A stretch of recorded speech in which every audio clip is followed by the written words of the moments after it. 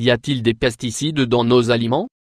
Bon nombre des produits que nous consommons peuvent être contaminés par différents types de pesticides qui, à long terme, peuvent mettre notre santé en danger.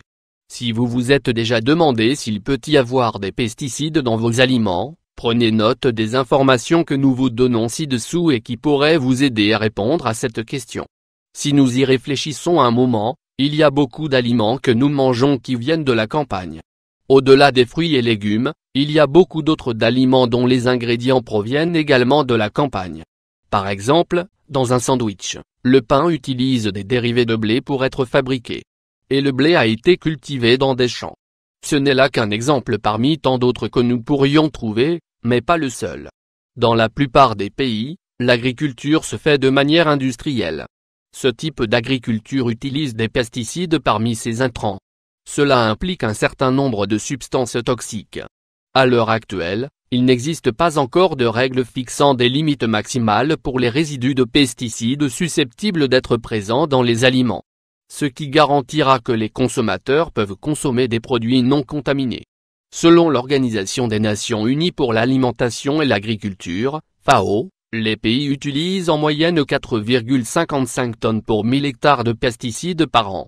Ces pesticides sont divisés en fongicides, herbicides et insecticides. Problème de santé potentiel. Comment enlever les pesticides? Les pesticides peuvent causer différents problèmes de santé. La probabilité que de tels problèmes surgissent à la suite de l'utilisation de pesticides dépend de deux facteurs. D'une part, nous trouvons la toxicité du pesticide. D'autre part, la quantité de l'exposition. Pour qu'un pesticide puisse affecter la santé du consommateur, celui-ci doit être en contact direct avec lui. La contamination peut se faire par voie orale, respiratoire, cutanée ou oculaire. Bien qu'un pesticide très toxique soit utilisé dans une région près de chez soi, le risque demeure faible. Gardez à l'esprit que les pesticides peuvent contenir plus d'un ingrédient, ce qui rend leur niveau de toxicité différent. Pour savoir quel est le niveau de toxicité, il faut chercher une indication sur l'emballage car c'est un indicateur de la toxicité du produit. Tous les pesticides homologués doivent porter sur leur étiquette la mention risque ou précaution et ce mot doit refléter le niveau de toxicité du produit. Sur les produits où nous voyons la mention précaution, cela désigne les produits dont la toxicité est la moins élevée. Ceux qui portent le mot avertissement désignent des produits présentant une toxicité intermédiaire. Enfin, la mention danger se retrouve dans les produits les plus toxiques. Les groupes de personnes les plus vulnérables. Enfants. Il y a des groupes de personnes qui sont plus vulnérables à ce type de produit. Il s'agit notamment des personnes âgées, des personnes atteintes de certaines maladies, des femmes enceintes et des enfants.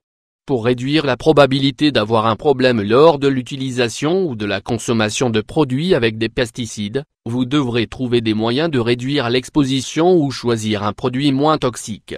Il est important que vous lisiez toujours l'étiquette du produit. Et il faut suivre toutes les instructions d'utilisation des équipements de protection individuelle. Si vous allez jardiner et si vous allez être exposé à ces produits, vous devez porter des gants ou des lunettes de protection.